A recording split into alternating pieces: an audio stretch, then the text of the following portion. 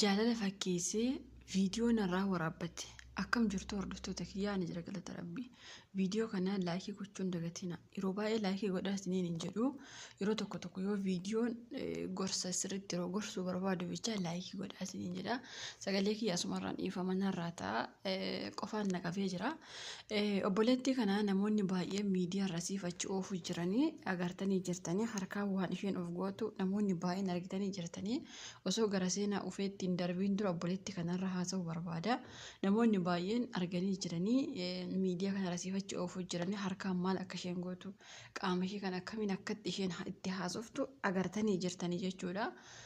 Waliin agarre Facebook irra deemaa ilaala maaliif yeroo tokko dubartii jennee safuu jechaa ooluu irraa namni of hin eegganne fakkeenyaaf boofti takka yeroo lama akkasii iddoo eeyyamuu hin dandeessu boofti takka okkatee si idduu danda'a lammaffaa si iddu ilmi lamaallee takkaa si goyoomsuu danda'a lama sadii si goyoomsuu hin danda'u fakkeenyaaf yoo ati hin goyoomfamne nama biraa yeroo goyoomfamee qaamni saalaa isaa miidiyaa irra siifachi deemu ati immoo irraa barattee of eeguu qabdaa jechuudha.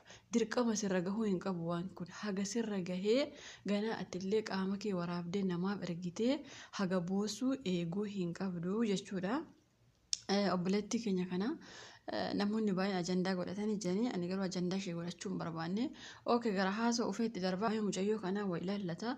Obboleettiin takka maal jetti nama na jaalatu fakkaatee qaama kiyya narraa waraabbate. Ani akka inni viidiyoo kiyya waraabbatu tasumaayyuu hin beeku. Miisenjerii fi iimoo kiyyaa kan akka waasaapbii hidhee jira. Sababiinsaa yeroo hedduu viidiyoo na waliin waan haasa'uu fi akka inni hin waraabbanne godhee jira. Inni garuu silkii biraan akka waraabbatu ani durumayyuu argee hin beeku. Garuu namarraa nan dhagaha silkii biraan akka waraabamu ofii kiyya beekuu baadhus dura agahee jira. Yeroo baay'ee waan qaama namaa irratti ilma namaa miti seexanni gochuu hin dandeenye godhee ergaa fi innis ka'isaa naaf erga. Laayivii kiyyaa akka ajaa'ibaa dabarsaa ture. Waggaa 3 guutuu mana arabaa keessatti akka nama abbaa manaa qabuutti galgala isa waliin laayivii addaa dabarsa. Baay'ee takka isa jaaladha. Innis baay'ee akka na jaalatu natti hima. Kanuma keessa guyyaa tokko silkiin kiyya biizii ta'e. Silkiin kee maaliif biizii ta'e jedhee na gaafate. Anis obboleessa kiyya waliin haasa'uu jira jedhe. Innis dhugumatti akka obboleessa kee waliin jirtu kakadhu jedhe. Anis obboleessa kiyya waan hin taaneef kakachuu hin barbaanne. Lakkii ani hin kakadhu jennaan nama sanatti himinaan jedhe. Anis namni wayii na fuudhuuf akka na gaafate qaldii fakkeessee itti hime. Battalumaan bilookkii na godhe. Ji'a 2 booda as deebi'ee maal siif wayyanaan jedhe. Anis baay'ee si jaalladha waan ta'eef sirraa adda bahuu hin barbaadu jedheeni. Innis osoo na jaalattee maaliif nama biraa narratti jaalatta jedhe. Kanumaan viidiyoo kiyya yeroo baay'ee ani ergaa fi tures ta'e viidiyoo waraabbatee takka lamaan natti erge. Qarshii 500 yoo naa laatte miidiyaa irra sin baasu naan jedhe. Anis qarshii 450 battalumaan dabarsee fi qarshii kana durumaan nin qaba. Ani waggaa hedduu biyya arabaa keessa ture. Garuu erga isa baradhee waggaa 3 guutee jira. Ammas guyyaa takka erga birrii sana fixee ammas maal siif wayyanaan jedhe. Anis takkaa siif kenne maal narraa feetaree jedheeni. Ammas deebisee qarshii 200 yoo naa laatte viidiyoo kee gadi hin baasu jedhe. Anis qarshii 200 sana nin ergee fi ammas deebisee waggaa osoo hin guutiin qarshii 650 erguu kiyya. Ammas guyyaa takka qarshii 800 yoo fidde ani viidiyoo kee gadi hin baasu naan jedhe. Anis qarshii 800 bakkaatti fidu hin qabu akkuma barbaadde godhi jedheeni. Innis battalumaan obboleessa kiyya irratti erge. Osoo nama biraa irratti hin ergin yookaan miidiyaa irra hin baasiin obboleessa kiyyaa ergee obboleettiin kee biyya arabaa keessatti akkana godhatti jedhe. Obboleessi kiyyas battalumaan viidiyoo sana sheerii natti godhee as nutti hin deemiin egaa nuti salphannee jira naan jedhe. Anis obboleessa kiyya kana sossobee kuni viidiyoo shooppiidha malee viidiyoo kiyya miti jedhee isa kadhadhe. Obboleessi kiyya garuu hinumaa na dhagahuu dide. Maallaqas na gaafate maallaqa obboleessi kiyya na gaafatu hundumaa akka gurbaa kanatti erge itti hime. Obboleessi kiyya battalumaan bakka gurbaan kun jiru barbaaduu eegale. Halkaniif guyyaa osuma barbaadu guyyaa takka halkan osoo deemaa jiru namni obboleessa kiyyatti ufee namni hin beekamne isa reebe. Achumarraan obboleessi kiyya gara manaatti deebi'ee gale. Har'as otoon taa'in qarshii naaf ergi naan jedhee anis gurbaa kana akka inni ajjeesu waan beekuu fi qarshii hin qabu jedheeni. Innis naa ergitamoo asii maatii kiyya waan qabuun gurgursiisa jedhe. Anis qarshii 50,000 obboleessa kiyyaaf erge. Innis deemee gurbaa kana bakka jirutti argee shugguxiin mataa keessa dhahee ajjeese. Obboleessi kiyya amma mana hidhaa jira isiniin jechuu kiyya. Kana hundaa wanti fidee qaama kiyya viidiyoo waraabee itti erguu kooti. Obboleessi kiyya ammas atis yoo ufte shugguxii inni ittiin du'e atis ittumaan duuta jedhee natti dhaadachuu jira. Ani gara biyyaa yoo galee osoo inni mana hidhaa jiru galee harmee kiyya dubbisuu barbaada. Inni garuu obboleessa kiyya narra xiqqaa jiru tokko natti gorsee jira. Battaluma isheen galtuuni ajjeesii koottu as teenya jedhee natti gorse.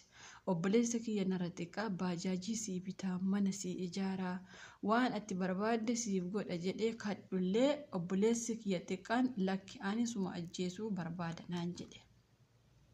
Yaaddoo kanaan ka'ee gara maatii kiyyaatti osoo hin galiini waggaa hedduu lakkoofsisuu jira. Malli kiyyaa falli kiyyaa maal akka ta'e hin beeku. Harmeen kiyyaa viidiyoo kiyya haga har'aatti hin argine. Viidiyoo kiyya yeroo isiniin jedhu gurbaan osoo miidiyaarra hin baasiin obboleessi kiyya isa ajjeese malee viidiyoon kiyya osoo miidiyaarra bahee waan ajaa'ibaa jettani.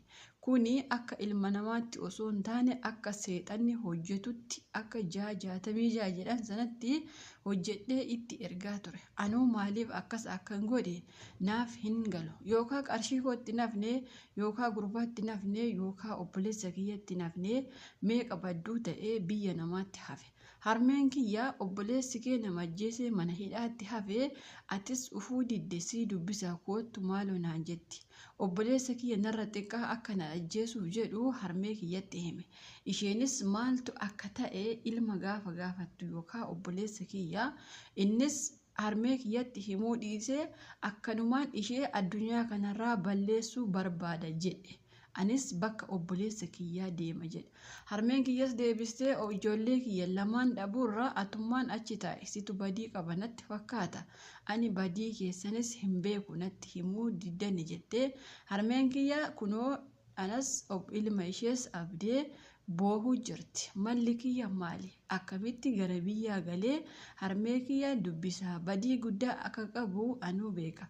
Akka na arrabsitanis heddummaan keessan nin beeka.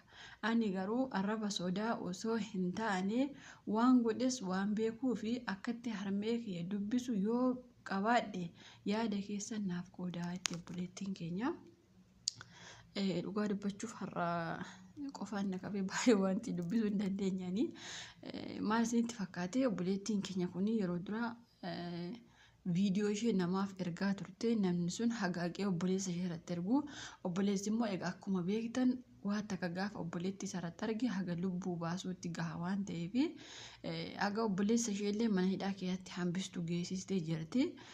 Maal isinitti fakkaate yeroo tokko tokko ilmi namaa takkaa hin goyooma, takkaa hin kufaa, hin cabaa, hin hiyyooma waan adda addaa jira garuu hin ka'a. Siigalee bakka takkatti kufee hin hafuu jechuudha. Fakkeenyaaf anamma miidiyaa kanarratti waa hedduu argaa ture. Gin waan kun natti dhufa kan jedhamu immoo gaafa nama tokko faana haasa'u of eeggannaa gochaa haasa'achuu. Inda'uum sagalee kee waraabanii suuraa kee walii hidhanii waan adda addaa waan godhaniif jechuudha. Obboleettii keenya kanaaf koomentii jalatti barreessuu fi hin dagatina akkamitti dhagitee akka ishee maatii ishee yookaas harmee ishee argachuu dandeessu. Maaliif obboleessi irra xiqqaan akka ishee ajjeesuu qabu itti himeera waan ta'eef waan akkasii rabbiin nama oolchu ofii uma keenya badii hojjennee kaaneetu booda immoo garatti galu wallaalla.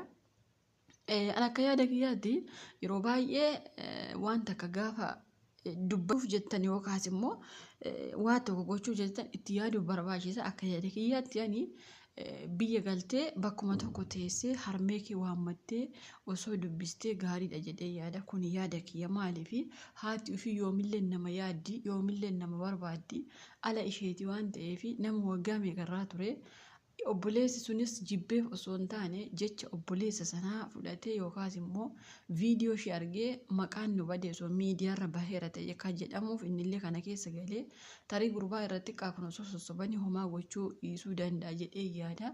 Yookaas immoo magaaluma biraa teessee biyyuma biraa teessee harmee kee dubbistee garuma biyya namaa kanatti osoo deebitee gaariidha jedhee yaada. Kun yaada kiyya.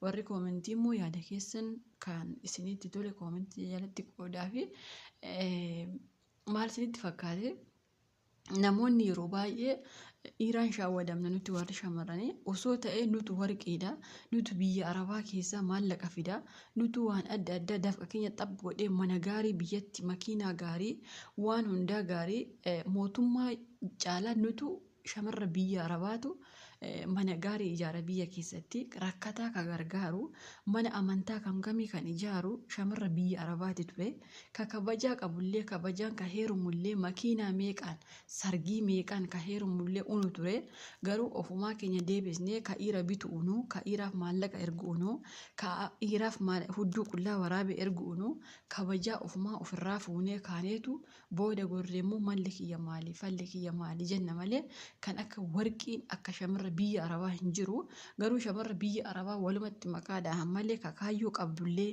ka akkuma biyya abbaa isheetiin ka biyyatti kabajaa qabdullee haga har'aattiyyuu kabajaa isheetiin jiraatti dafqa ishee ka dhiiraaf hin laannetu jira mana gaarii abbaa ishee haadha isheetti ka ijaartetu jira ka kabajaan biyyaa ofte kabajumaan jiraachuu jirti haga har'aattillee garuu ka biyya keetti caakkaa keessa fiiguu barte dhugaa dubbachuuf ijoollee warra shamarran irraa hin ilaaliina maaf akkas jettee ati dubartii miti booddeetti illee dubartii argachuu dandeessa naan jechuun keessa waa hin oolle garuu likki walitti himne dabarra anamma yuutuubiin kiyya naafaa guddatu jedhe shamarri akkasii dhiirri immoo akkasii osoo jedhe irra kabeen hin danda'a garuu waan na fayyadu hin qabu jechuudha.